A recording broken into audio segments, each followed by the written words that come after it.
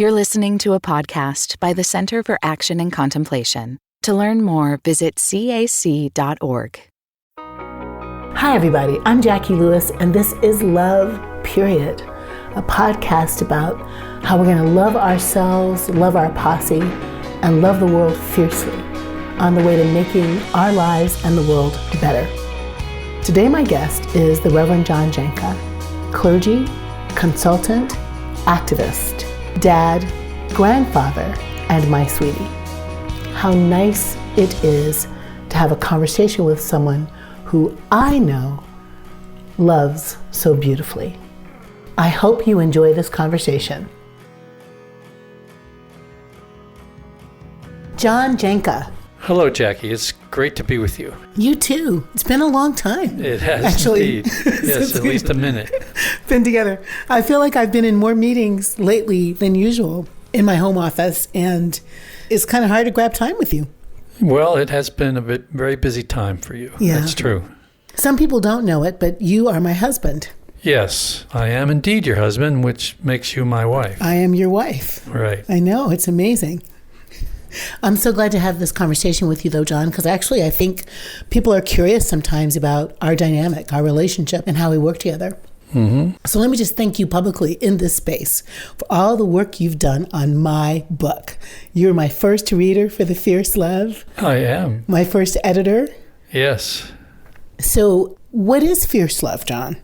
What is fierce about love? Well, it's resilient. It is difficult to defeat. In my mind, it is ever present when you're open to it. When you're not, of course, then it's likely not going to show up. But I think it's a way in which we find a path to one another. It requires some risk-taking on our part.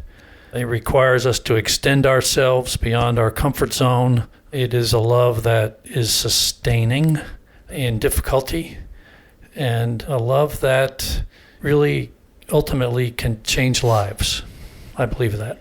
Did you write that in the book? Do I have that in the book from you? I don't believe so. That was your book. Oh, okay. Not my book. Are you trying not to put your words in my book? That's right.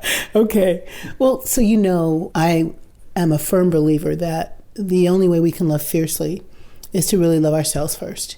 Uh-huh. And you and I both grew up in the church. And don't you feel like self-love is not something that the church really teaches? Well, in fact, a lot of the messages that religion generally gives off is diminishing in some ways of persons. You know, we have the admonition in the Christian scriptures that says, love your neighbor as yourself. And I always thought one of our big problems is that we do exactly that.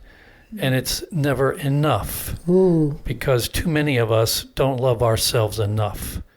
And so we honor that admonition, but in a very sad way, a very limiting way.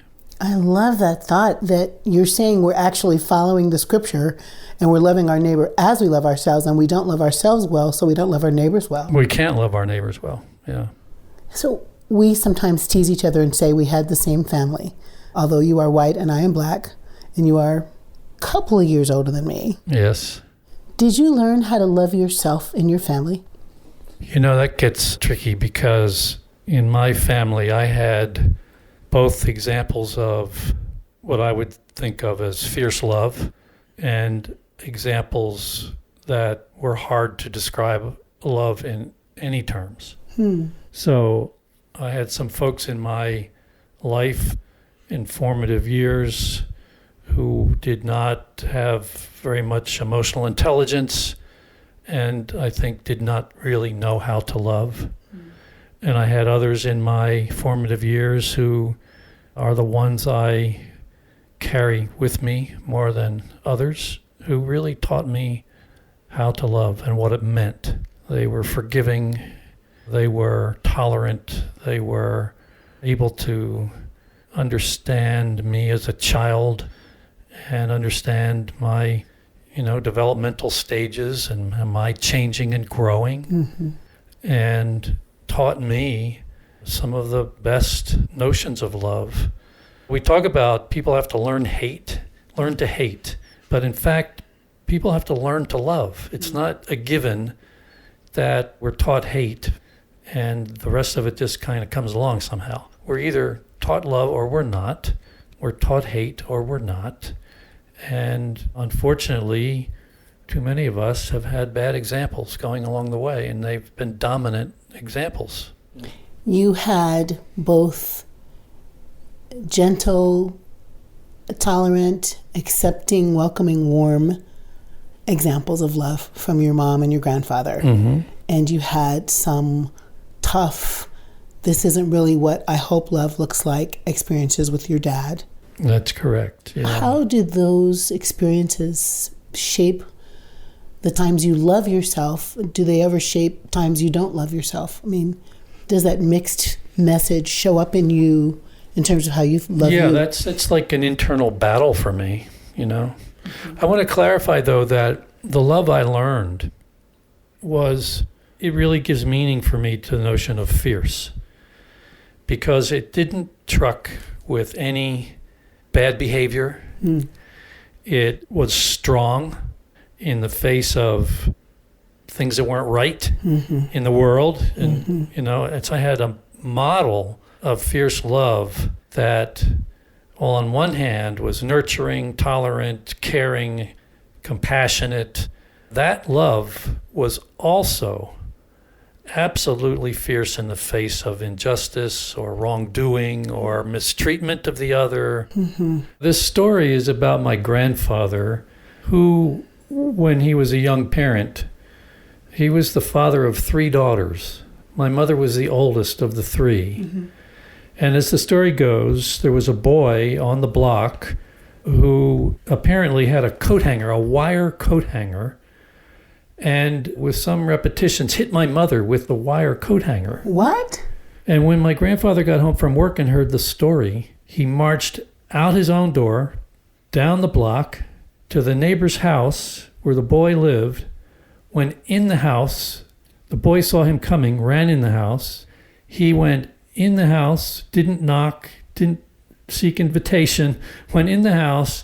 The boy ran up the stairs. He went straight in, followed him up the stairs, and confronted him about hitting his daughter with a hanger. Wow. Now, this is a man who was, in my mind, a gentle, giving, thoughtful, caring person who moved in the world quietly but thoughtfully and with care. But his love was not weak in any sense. Nor was he going to tolerate that behavior by this other child down the block. So I always remember that story. Out of his fierce love for his child, he was going to not have that ever happen again. And I believe the boy was so absolutely dumbfounded and put in his place that he probably never came around again. Wow. So you have to think about love as being this force in the world for good. Yep. And it is absolutely intolerant of injustice and wrongdoing, while it is totally not only tolerant of, but embraces care for the other. I love that story. It makes me think about my mother and her little fierce bear cub love. Where I'm going, John, is I'm thinking about how your grandfather's love is inside you, shaping you. Like it's an object inside you. So let me come back to that. But do you remember the story I told of my mom, the 2 different kinds of ways she had me deal with fighting? Just, you do not fight, we don't fight. We talk our way out of things. We're Christians, we love each other, we love our neighbor, blah, blah. Until that girl, Jennifer, took your lunch took my lunch money and then chased me into my own yard, up into my house. And then my mother's strategy was totally different. She switched up on, you're either going to go out there and stand up for yourself or you're not coming in here. Yeah. And I think I told you that I ended up having a compromise with that girl. Yes, that's right, you did. Right. You negotiated. It was negotiated. You took my money, but what about if you keep half and you give me back half? That was you splitting the 2 messages. Exactly. The 2 mommy talks that were inside me. Right. One is peaceable, one is go kick her butt. How's your grandfather inside you, helping you love you? What part of him is in you? over the years, since his long ago passing, he has visited me uninvited in some ways, just coming to mind. Yeah.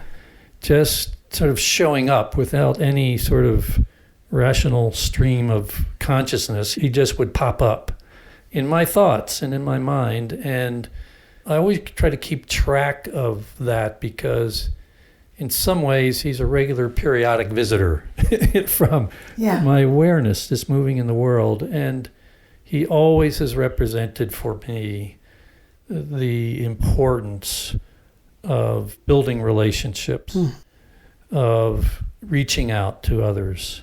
And I sometimes drive you nuts when I'm like connecting with homeless folks on the street. You mean like when you shake the hands of the people that are picking up the garbage? When I shake their hands and, make connection. And you want to immediately hand me a disinfectant. But I do. For me, there's a need to acknowledge the humanity in the other. Mm-hmm. And I know that there are people down and out everywhere with whom we never make eye contact. We never acknowledge their existence in the world. We pass them by. They remain like phantoms to us. Mm-hmm. And I try never to let that happen if I can help it. I will nod. I will say hello. Even when I'm getting hit up for money or somebody's panhandling on me, I try to engage them as a human being, not as something that has interrupted my flow. So my grandfather is that guy. I really think it's that guy. He taught you how to love the humanity of the other. He and your mom together, but how to love the humanity of the other, how to love the world, how to love out in the world. Mm-hmm. So this is a little bit out of sequence, but our conversation is taking us here, the place where, I try to think about how we fiercely love the world and the healing. When you are granted with a wife resisting, shaking the hand of that man that was on the side of the road that day on the highway, I don't know why we were stopping, but he was picking up trash with one of the sticky things, I thought, like those sticks that poke the trash. And you were just like, I'm going to talk to this guy and shake his hand. Was the traffic stopped? I can't remember exactly why. You are very, very kind to strangers. Mm. What did your grandfather show you? Like, how did you see that in him? Mm-hmm. What did you see? Well, when I was maybe 14, somewhere in there, and head off of school some days, I would go with my grandfather to work. Mm-hmm. And he happened to be a salesman for the National Biscuit Company. And in those days, these salespeople would go store to store and fill out order forms and restock the store, make sure they had the right merchandise and so on. But I learned by going with him, watching him how he dealt with his clients, basically, the store owners, the people who ran the big supermarkets. He would always make contact with them in a very thoughtful way, even when I watched him deal with the setup of a new ShopRite years ago when that brand was just coming on the scene. And all the brass was there, all these guys in $400 suits. And my grandfather was there observing how much shelf space they were going to give his product. Hmm.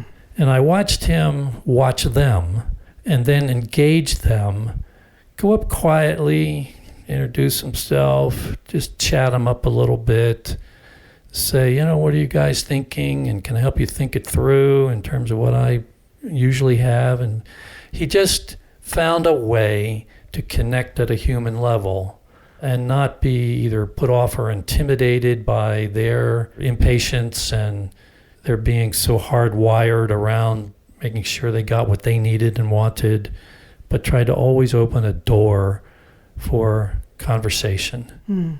So I've really tried from learning that, watching that happen, to do that with other people. And you, everyone who knows you thinks of you, Johnny, as the calmest, coolest character in the room. All my gay friends are like, we want our own John. Where's my John? But I know that you love the world deeply, but also the world disappoints you sometimes. Oh, you know me well enough to know I can go absolutely off on a tirade. Absolutely off. I can go absolutely insane. I admit it. When I see what goes on in the world, I have a deep sense of rage about the injustices and the way people can turn their heads away from a need that is so obvious, and to observe systems creating these structures that absolutely drain the humanity out of people. Yeah. I do have that side to me, and I think it's, my reaction to people with a coat hanger, taking it out on somebody else, right? It's that sense of indignation, that sense of, no, this is not going to happen on my watch, and I'm going to ventilate about it, and then I'm going to see what I can do about it. So I've always probably been that person. So I have like a high radar for unfairness. I think so. You learned that as a little boy. Yeah. I did. Yeah. Love Period will continue in a moment.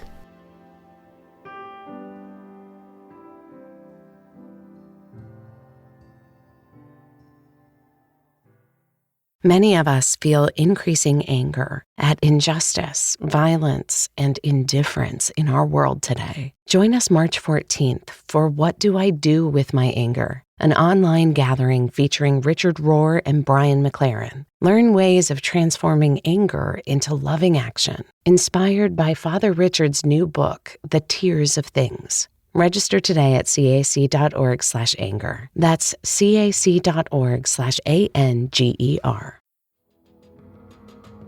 So fierce love both has this compassion for the world and a kind of holy rage when injustice happens in the world. Yeah. And drives you to do something about it. Yeah, and I think too many times we tell ourselves the story that things are beyond our range of impact, that they're too far away, or the powers that are creating the problem are immune to intervention. Yeah. And I think as long as we tell ourselves that story, then it's self-fulfilling truth. Yeah. So for me, it's been, who can I find to partner with? Who can I find to motivate, to lead? I'm not always, in fact, I would probably say of myself, I'm rarely the guy on the front lines, but I'm always the guy pushing from behind and encouraging others and thinking strategies and what will be helpful and how do we get from point A to point B. I see that more as my role and how I function and move in the world. Yeah. And that just makes me want to come back to you for a second and you loving you. How did you get to be confident enough to think, I can push from behind and help people do this? I mean, how do you grow up in that complicated love scenario and then have confidence, though, which I think is about your love of yourself? You like yourself pretty well. Mostly. Yeah, I think so. Mostly. But could you just say a little bit, love, about the when I like myself? Zora Neale Hurston says, I love myself when I'm looking fierce. Like, make a connection between when you're loving yourself and feeling confident or when you're not loving yourself so much. How does that affect the way you move in the world? Well, the first place your question takes me is back to my mom, who was a very courageous woman. And of course, I never saw her as that until I got old enough to look back. But she was very courageous, very strong, very difficult to defeat. Difficult to defeat. Yeah. She had to make her way in the world as a single parent from the time I was about 12. And my sister would have been, I guess then, maybe 8 or 9. And she had to find work to sustain our life together. She never complained. She never let us know how close to the edge we were living. I only figured that out much later, how tricky that was for her. She never was discouraged from taking risk. She would move from a job that was underappreciative of her, and she would find another one. She would take a leap and go to another one. She would work 2 jobs when the opportunity came up, a full-time and a part-time one, work weekends part-time. So she worked a lot. And so there was a sense of, oh, this is how life is, you work a lot. So I've always kind of been that guy too, working a lot. I overworked. I didn't always have my priorities straight, but she really provided a model for me of self-love. She had to love herself and like herself a good bit to make it the way she did. And so I got from her how important it is that we like ourselves. But most of us have like 2 voices in our heads. The voice that is self-affirming and the voice that is challenging that perception and reminding us of our failures and telling us we're not good enough, discouraging us from taking a risk. So I have to balance that, frankly, for myself all the time. Who's winning today? I like myself today. Yeah, I'm doing fine today. You doing okay today? Yeah. For me, it's always been the good angel and the not such good angel, one on each shoulder. John, we are married. We've been together a good long time now. And that makes me your closest neighbor. We go to sleep together at night. We wake up together in the morning. We sit in our chairs and do our coffee. When there's a world that's as intensely politicized, polarized, angry, over politics and religion and race and sexuality, All of it. all of that. And then there's you and me, who are this multi-ethnic little partnership, very similar values, but you're a man and I'm a woman and you are white and I am black. What's it like to be my neighbor and to love your neighbor? This sounds like a Fred Rogers question. Won't you be my neighbor? What's it like to be neighbors? What's it like to love in the soup that we live, right? Across difference. Right. That's good. We do talk about that a fair bit because our diversity in our relationship puts us in that soup a lot. I have to confess there are times when I have to listen better to your experience of the current moment. And listening helps me understand better the emotional content of the moment for you, which matters a lot. It matters a lot to me when I get that right. I try to be very conscious about that. And it matters to me as well that we have a mutual commitment to not only our personal relationship, but to the correcting the racial narrative in this country that has lasted so long, 400 plus years. So it's a long story in a way, and it's our story in another way.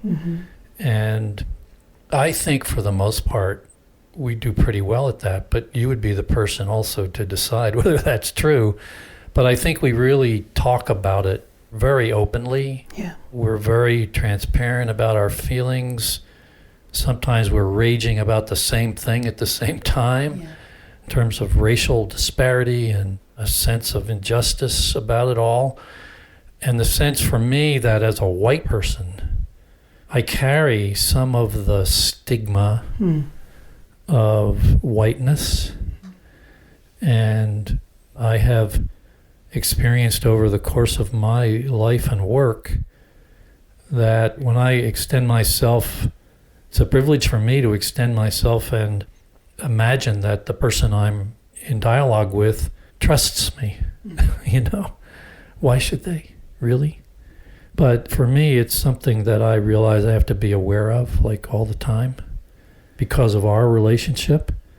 And you've been very helpful to me along the way, Jacqui, in helping me see through your eyes when I couldn't see for myself. And we expose ourselves to the history, the art that's in the world, the film and the literature. We read stuff together. We parallel around our own work around these issues, and then we bring it together and share it between us. So I think it's vital to our relationship that curiosity and openness and sense of how do we represent in the world how this thing that is a we has figured some of this out because we worked hard on it. I think that's really super important. You know, I'm in that second section of Fierce Love, I talk about loving your posse. I said in one passage, John, that I think I shared with you, our brains are wired, especially under times of stress, to hook up with our own people, to find your tribe, right? To find your folks and hunker down and circle up and take care of your folks. That's how we have survived as a species. Yeah. And I was writing that I thought the project isn't like, how can you undo evolution, really? But to expand who we think our tribe is. Oh, that's possible. That I could say any person on the planet, I can increase my posse, I call them, to include the tribe that looks just like me but isn't, or to include Muslims if I'm Jewish, Jews if I'm Muslim, to include blacks if I'm white, whites if I'm blacks, right? To include across economy, across faith. And I think because of the racial dynamics in our nation, we're still pretty segregated in our communities and in our worship life and in our play life, so that there isn't that opportunity for sustained connection, intimacy, conversation that would increase your tribe. I'm making my way to say, your being you keeps me in the posse extending business. On a day where I think, oh my God, white people are being pretty white today.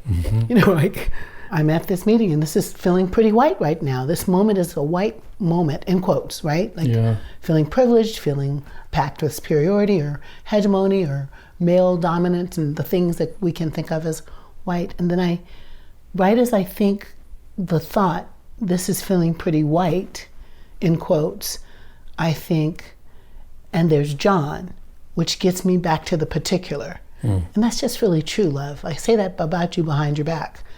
I mean, you are certainly a white man who has moved in the world as a white man, but there's something about the way you stretch to meet me where I am that makes me keep stretching to meet you where you are. And that space, that interstitial space where we're stretching to meet each other where we are, gosh, I wish I could bottle that and sell that to the world. Like, even if we fight about it or get loud about it, I think there's this boundary, border space that's permeable, that we're doing discovery and questioning and learning and laughing and crying and getting mad and getting better. Do you know what I mean? Yeah. Like, I think that's, so I'm asking, what do you wish white listeners to this podcast who are thinking, oh, love yourself, love your neighbor, got it, love your posse, love the world. But that stretch place of intimate, can you feel that this person's hunger makes your stomach growl? How can white listeners think about stretching toward the so-called other? Well, you know, one of the first things that comes to my mind is stop thinking that you've figured it out. Or stop thinking that you know. Because the greater likelihood is that you don't know. Unless you have had a unique experience that has helped you know. But most white people don't have that unique experience because of the way we're siloed, separated, apartheid. They don't, but they want to think that they do have it figured out. And their projection is, why haven't black people figured this out? Which is, why haven't they figured out to be more like me? That's my kind of formulation. And so if we're going to get any place, my comment to white people is, stop thinking you know, stop communicating like your history is the same one as Black people have had, and that your narrative of reality is the same as theirs, because it isn't. Yeah. So there's some deconstructing to do, I think, first, and some challenging of assumptions that needs to happen first. Yeah. And some deep, honest conversation first, white people to white people. Yeah. And then when it seems appropriate and not utilitarian, engage the other, whoever the other is, out of a sensitivity and a sensibility that respects their narrative. That's good, John. So if we can't respect their narrative, Right. like I've had a person in my family say to me, in all sincerity, why are Black people so angry? And it just took me back, because that was so clear that this person had not been exposed to anything that would have answered that question for them by then, as a grown-up, well-formed adult white person. Yeah. Yeah, I have some real impatience about that with white people. Perhaps you've noticed. Good. Good. But it's hard. I want to say it's very complex. It's not easy. We're going to make mistakes. I'm going to make mistakes. But we have to be willing. That's part of the cost of progress, actually. The cost of progress is to make mistakes and to learn. And to hang in. Yeah, to hang in. To hang in. Stay at the table. We've stayed at the table. We've stayed at the table. Yeah. John, let me ask you a final question. What do you know for sure about love? I know for sure I've failed at it at least a couple of times in some very painful ways. I know that it's possible to recover from those failures. I know that it's possible to find it again once you've lost it. I also know that sometimes when you're wondering where it is, it comes and finds you. So I've been really fortunate, particularly around how we found each other. You know, I've had the benefit of having some really meaningful relationships with people of color along the way. And you know about that. I've talked to you about Roselia Cobb, who was an organist in a church, a Black church that I, for a time, provided worship leadership for. And Roselia grew me up in some really helpful ways, but she did not hold back on her tough love. So I know for sure that real love is tough love. And it is willing to tell you the truth even when you are least receptive to hear it. So that was Roselia. She was a tough character, and yet I really learned so much from her and respected her. And she and I ended up teaming up to develop a camp for kids specifically on race at a time years ago when nobody was doing that. So I've been really fortunate. So I know about love, that all of those things, and I know that it's complicated and sometimes baffling.